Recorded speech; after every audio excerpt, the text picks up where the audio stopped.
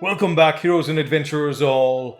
Today there is no tale, but instead I'm gonna bring you guys an update on what is going on, one, with my channel, and two, with content in general. Some of you may be subscribed to me over on Patreon, and I put out my podcast early over there, and we've been talking a lot about doing more D&D stuff since we started Twitter D&D, which everyone's been really enjoying quite a bit.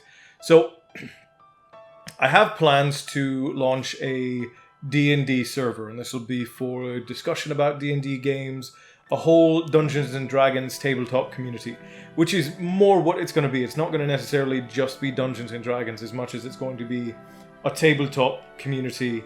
I'll be doing a lot of homebrew games, and for those of you who are new to Dungeons & Dragons or tabletop, homebrew means that I'll be making a lot of the assets, a lot of the story components myself. And that will be what most of these campaigns are going to be. And I'm going to put sections into that server for people who are new so that they can learn how to build characters, learn the basics of the rules.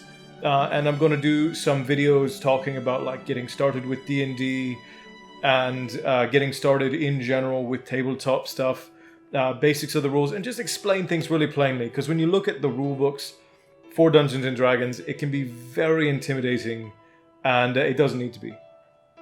It's very simple to start out. You don't have to overcomplicate it.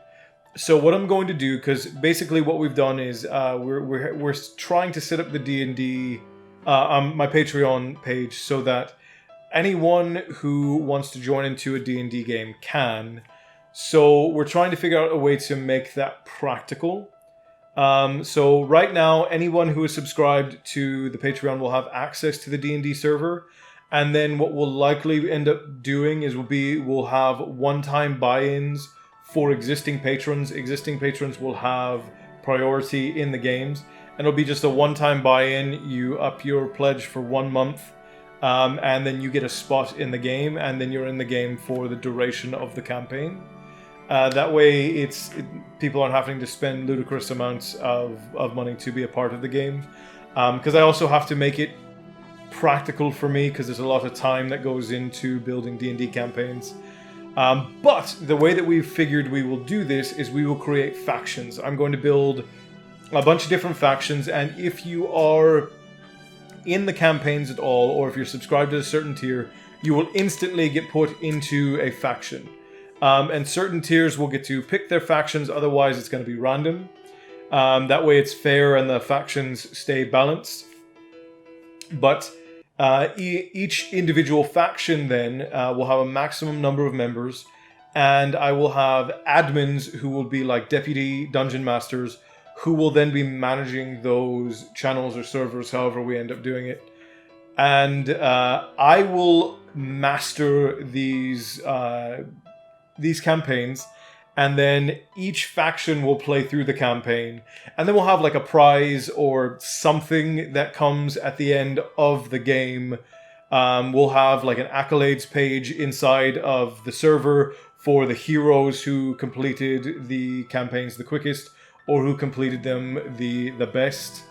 Not the quickest, definitely the best. For whoever completes it the best, there'll be accolades, and for people who do incredible things, there'll be an accolades page there. We'll have like a saga's history for all of the games that we play, and it should be fun for everybody. I'm hoping that it'll be enjoyable.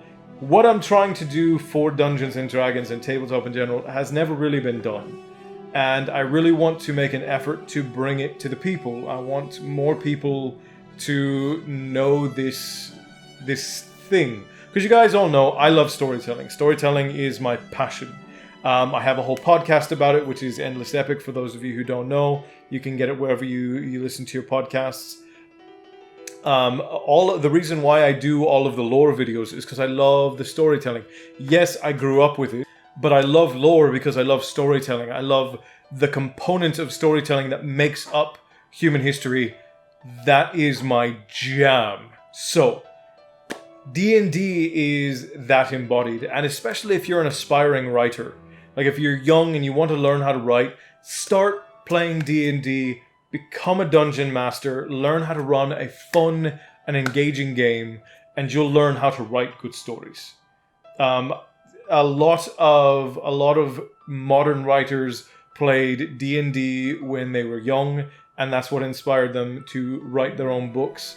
And a lot of D&D is inspired by old fiction, like Tolkien's writings and the writings of Ben Bova and Gordon R. Dixon. Like, this stuff is important, and I want to bring it to the people. I want more young people and even more older people to start playing tabletop games and get back into what gaming really is. Like, it's not that if you just play shooters or whatever that you're not a gamer. I'm not trying to like create that division, but tabletop is like pure form gaming, and I want to make it more accessible for people.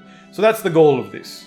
That being said, we are going to shift up how Twitter D&D happens, and what I'm going to do instead of doing like a longer campaign is have weekly D&D challenges on Twitter for people to figure out. And the first, and well, I don't know, maybe we'll assign groups, we'll create parties. I haven't hashed it out completely yet, but I will create weekly D&D challenges on Twitter, and then either assign groups, or you can bring your own group, and you have to figure out the challenges, and I'll respond, and we might even do it like all week long, and I will respond as I'm able, and then you guys will go about figuring these things out, rather than just doing it on one day and having just like a couple hours where everybody can engage. Rather give it much more time for everybody to be involved, and create just a challenge that takes a couple of prompts for you guys to get through, and whoever solves the prompts. We used to do Dungeons and Dragons escape rooms, and it was a lot of fun. So I was thinking of doing something like that for Twitter, so it's a little bit easier to track and it's not as labor intensive, because I put a lot of work into the Twitter D&D stuff so that it can be fun and engaging for such a short form platform.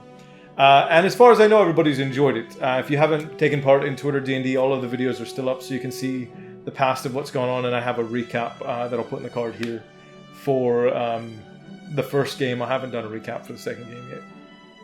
Second or third, because we were on our third session already. That being said, we have new content. I'm switching up my content a little bit here on the page.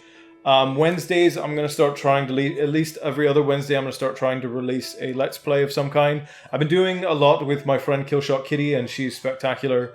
And if you're not subscribed to her, I strongly recommend you do so. She is wonderful. And she's an incredible gamer and an incredible entertainer, and I cannot recommend her content enough. She's wonderful, and you will not regret subscribing to her or going and following her on Twitch, because she's incredible. I'll also be doing my first solo Let's Play, and I'll release those on Wednesdays as well. I'm up in the air between something difficult like Hollow Knight or Dark Souls, or doing something a little bit more reminiscent like the new remake of A Link to the Past. So if you guys have an opinion on that, you can let me know down below in the comments. I haven't really decided as of yet, but I want to do something that is fun, that I can engage with, that won't be too story intensive, and that we can have a little bit of fun with together. And let's see, so I've had a big request from the podcast. So for those of you that listen to the podcast regularly, I've had a request for a new shirt to be up in the shop, and as of uploading this video or the day after, we should have a new shirt in the shop called it is the "You Knew Better But You Didn't Do Better" shirt. And it was a quote from episode 7 of Endless Epic on the Fandom Toll booth, and it was very strongly requested by regulars of the podcast. So yes, guys, I heard you, and my art director, the person who makes all of my shirts, is going to be putting one up in the shop. It's going to be simple. It'll say Endless Epic on it, and then it'll just be some very condescending text that will say, "You knew better, but you didn't do better." So that'll be up and available in the shop. Hopefully same day as this episode. Not that this is an episode, but hopefully same day as this video. If not, it'll be up the day after. Now, the last thing that I wanted to talk about is a little bit more of a serious topic, but It was something I brought up on TikTok, and it received a lot more attention than I was expecting. So I wanted to address it here. My company, Punktown Media, and another company that I've been working with have kind of come together in minds about creating platforms. Now, the other company that I'm talking about, I'm just doing marketing and branding for, and they're more of an adult geared company, and Punktown is more of a family to like older tier sort of entertainment. Like, we're not for kids, obviously, but a lot of our content is family friendly. As long as your family swears a lot, then it's, yeah, very family friendly.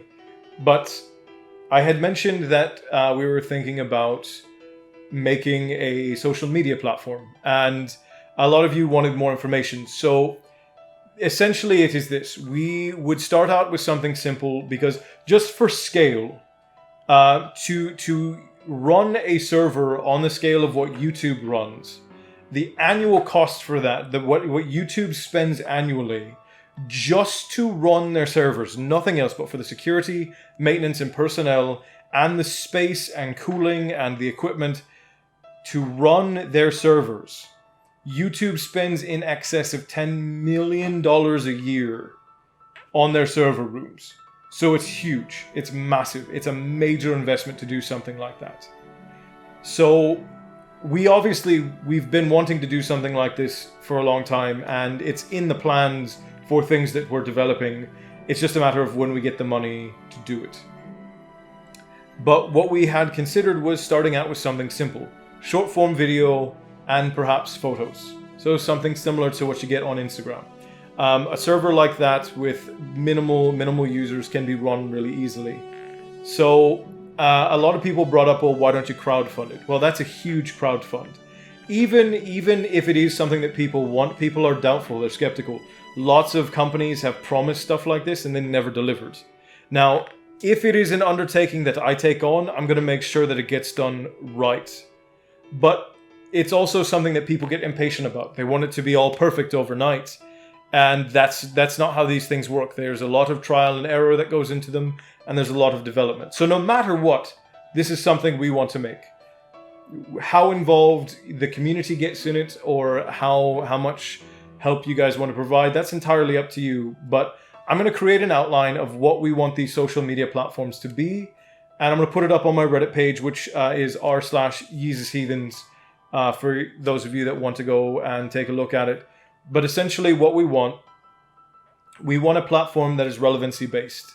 So if you subscribe or you follow a creator, that creator's feed is one of the first things you see. Those creators will show up first for you. Then to have a browse page where you can go and see things that are being liked quite a bit, things that are popular and being shared a lot. Having a browse page with relevant, discoverable stuff, having a tab for new creators, popular creators, fast-growing creators, all of that in a browse page, not on your main page like where YouTube and Instagram and Twitter put that stuff. No, it would be on a browse page. And then on your subscription or your follow page, you would have a possibility for favorites, which would be similar to ringing the bell here on YouTube, which, by the way, if you haven't, engage the subscribe button, blood, gray, ring victory bell, all will know, you'll know when I upload videos. You guys know the spiel at this point. But having a favorites tab. So if you have creators that you consume a lot and you want to make sure that you always get to their videos, you can favorite them, and then you'll have a favorites tab that also appears on your front screen that tells you how many videos each of your favorite creators has uploaded or how many photos they've uploaded, so that you can then click on that and see their content. And then because you guys may not understand or know this, but whether or not you pay for a platform or not, you're paying for it. When you sign up for Google or Facebook or Twitter or any of these things, you basically gave them your identity for free so that you could use their platform for free, and then they turn around and sell your identity to advertisers. That's every platform you're on. That's Google, that's Yahoo, that's Bing, for those of you that use Bing. That's Facebook, Twitter, that's YouTube, all of them. So that you can use it for free, they then sell your identity. And what each one of your identities is worth is like $14 a year. So it's not a lot, but that's the price for these free platforms. So what we're going to do is offer two options. You can either have ads on your app, or you can pay something minimal, like $1 a month, to run maintenance for the app. And you can decide whether you want the ads or whether you want to pay. And this is something that we'll be really responsible with. We'll make sure that we vet our ads properly and make sure that we're not taking in anything that is at high risk. We'll be running all of that through our own stuff. And that's another thing that takes a lot of effort. But that'll give you the option. You don't want ads, you pay a minimum fee of whatever those ads would have been worth on your page, and you don't have to have the ads anymore. And then as creators, you can decide whether or not you want to pay for a creator's account, which wouldn't be much more than what you would pay for a regular account. So if you're paying $1 a month for a regular account, a creator's account would be something like $2 or $3, so that you have a larger storage space for your videos and such. Or you can decide to have ads on your things, and then you don't have to pay for the creator's space. It'll be the same thing for creators and developers. And then same thing with like YouTube's Partners Project and all of that. When you reach a certain point in viewership, you can start getting a portion of the ad revenue. This is how these platforms should function. This is how they should work. And they should be transparent with these things, but they're not. And unfortunately, there's nothing that we can do as creators to change that. But I and a couple of other creators and people who I've worked with for a long time are willing to try, are willing to put forth the effort to build something that is creator-centric. Not feeding you a bunch of crap, feeding you the content that you want, and then giving you suggestions, not right in front of your face, but giving you suggestions in a separate feed based off the stuff that you like for new content that you can consume. And then showing you what everybody else on the platform is consuming, but not directly in your face. You can decide exactly, and you can decide, do you want it to be linear? Do you want it to be how it was uploaded by the creators? Do you want to have your favorite creators at the top? Giving you that customizability to these things. And that's how these apps will work, and we want to do that all the way across the board, all the way up to doing things like YouTube, Twitch, and Instagram. And even making short-form platforms like TikTok and Twitter that will be creator-centric, will be information-centric, and have less stipulation as to less I don't even know how to say it, less policing of thought. Obviously, it'll be a place that'll be safe for creators to upload, but all of these platforms have an agenda. The only agenda that I have is to allow creators to do things that they love to do, to allow creatives to make quality content. The more quality the content is, the higher up it gets pushed. And that's what we want to do. So this video is already running way longer than I wanted it to, but I wanted to get all of these announcements and such out of the way. So that being said, you guys, that's all I have. If you don't follow me on all of my things, please go ahead. And if you have any questions about this social media platform business, please leave them in the comments down below, or you can follow me on Instagram and we'll have discussions in my story about it. That being said, stay bloodthirsty, my friends, and remember, all hail.